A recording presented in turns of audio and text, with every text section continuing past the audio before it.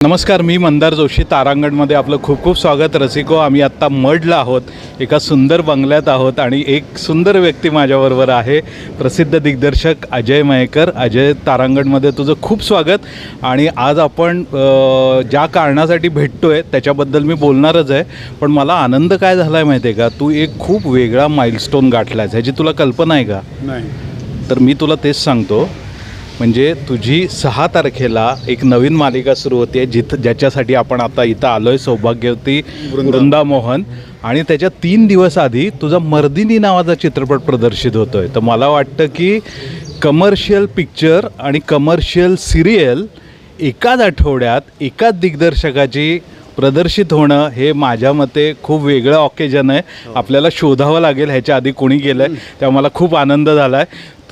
तुला काय सांगायचं आहे, कारण तू ह्याच्यातून सौभाग्य रक्षणाचा थरारक प्रवास मांडतोय, पण तुझा हा प्रवास खूप मला महत्त्वाचा वाटतो आहे. एकीकडे एक डेली सोप आणि दुसरीकडे एक मोठी कमर्शियल फीचर फिल्म एकाच आठवड्यात. काय सांगशील या प्रवासात? नाही, हे खरंच माझं भाग्य म्हणा किंवा माझं नशीब म्हणा की अशी संधी मला मिळणं, आणि ते पण सन मराठीने ठेवलेला विश्वास आणि अशा प्रकारचं जॉनर मला हाताला मिळणं, की आतापर्यंत लव्ह स्टोरीज केल्या आहेत, तर त्यामुळे हा जॉनर माझ्यासाठी एक चॅलेंजिंग आहे.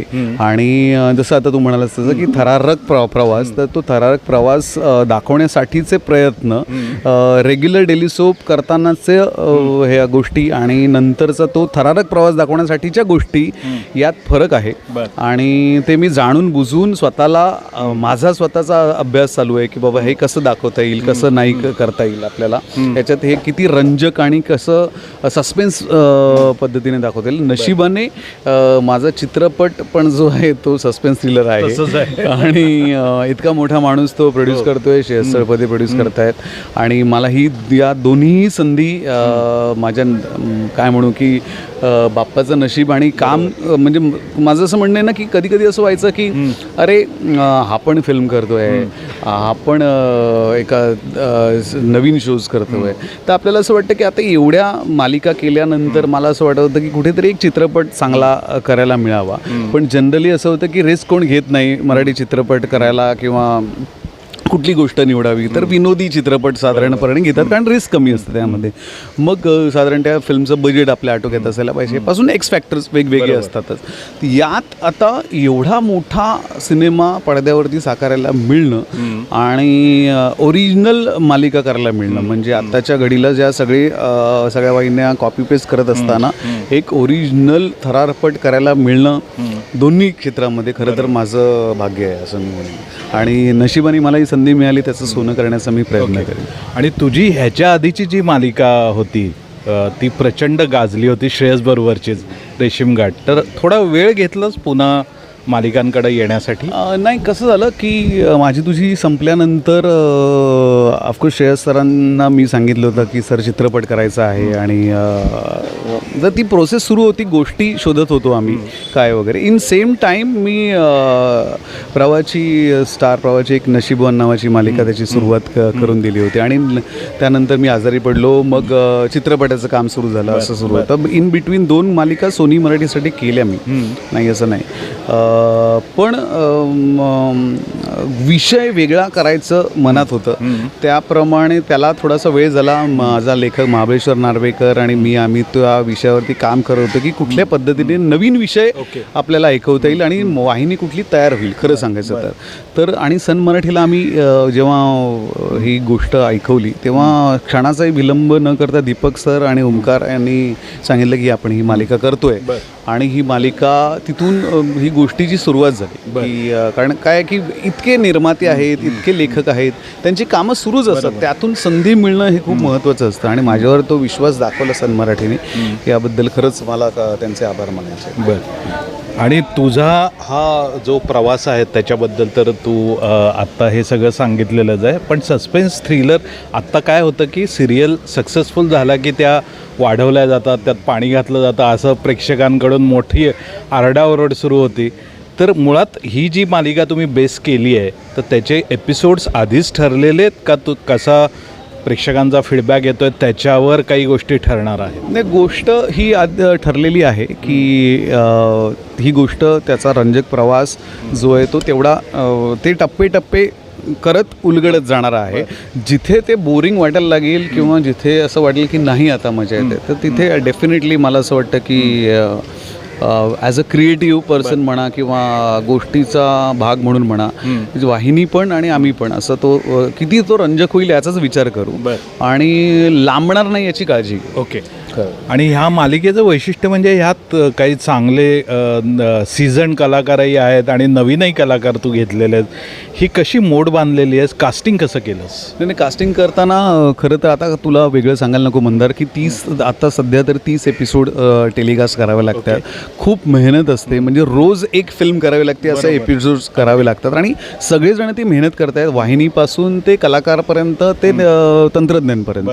आता कसं झालं आहे ना, प्रत्येकाला या क्षेत्रामध्ये किंवा चॅलेंजेस आहेत आणि ते प्रूव्ह करायचं आहे. तर ते पूर्वीसारखं नाही राहिलं की आता सोमवार ते शुक्रवार किंवा सोमवार ते शनिवार, आता ते महा एपिसोड्स पण असतात.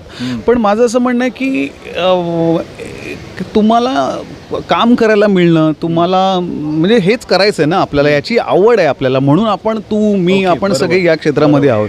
तर सेटवरती येणं आणि काम करणं किंवा जसं तर तुला पण इंटरव्ह्यूज केलं, तुला आवडते, तर तसं ते जर तुम्हाला कलाकार म्हणून तंत्रज्ञ म्हणून जर त्याची आवड आहे, तर तुम्ही या व्यतिरिक्त दुसरं काय करणार? बरोबर, असं मला वाटतं. तर मी काय करू शकतो, तर मी नवीन गोष्टी काय करू शकतो, चित्रपटात म्हणा किंवा सिरियलमध्ये म्हणा. तर रसिको, तुम्ही बघताय आम्ही जरा जागा बदललेली आहे, कारण मडमध्ये असल्यामुळं प्रचंड पाऊस पडतोय. त्यामुळं पावसाच्या सरींचा आनंद घेत मला तुझ्याशी गप्पा मारायला आवडते. तू कास्टिंगबद्दल सांगत होता की कास्टिंग कशी केली किंवा कशा पद्धतीने कलाकारांना निवडलं. कसं झालं की एक मालिका करताना 30 दिवस काम करणं हे खूप चॅलेंजिंग असतं. तसंच मला असं वाटतं की नवीन कलाकार ज्यांना संधी मिळणं गरजेचं असतं आणि त्यांच्या बरोबरीने अनुभवी कलाकार हे जर असतील तर ते काय म्हणतो मिश्रण आहे ना, ते करेक्ट बसतं. ती प्लेट तुमची जी आहे ती ना कम्प्लीट भरलेली दिसते असं मला वाटतं. कारण त्यांचा अनुभव, जे सिनियर कलाकार आहेत आणि हे नवीन कलाकार जे काहीतरी प्रूव्ह करण्यासाठी धडपडत असतात. आणि मला असं वाटतं ती त्यांची जिद्द, त्यांची ती उमेद हे सिनियर कलाकार आणि ते मिळून एकत्र चांगले वरून काढतात असं मला वाटतं. म्हणून मी कास्टिंग करताना नवीन कलाकारांना आणि जुन्या कलाकारांना दोघांनाही घेऊन ही मालिका करूया असं ठरवलं. ओके. आणि सन मराठीने अर्थात मला त्याला दुजोरा दिला. ओके. तुम्ही बघताय रसिको, इतकं वारं आणि इतकं सगळ्या गोष्टी येत आहेत, पण मुलाखत आम्ही सोडत नाही, मुलाखत सोडणार नाही. तर आता काही एपिसोड तुझे शूट झालेले आहेत, शूटिंगचा तुझा अनुभव कसा होता त्याच्याबद्दल? नाही, थोडा हेक्टिक होता डेफिनेटली, कारण सस्पेन्स थ्रिलर करताना रात्रीची गरज असते, काही स्पेसिफिक जागेची गरज असते, त्या ठिकाणी जाऊन ते करावं लागतं किंवा एंट्रिक बिल्ड करावा लागतो.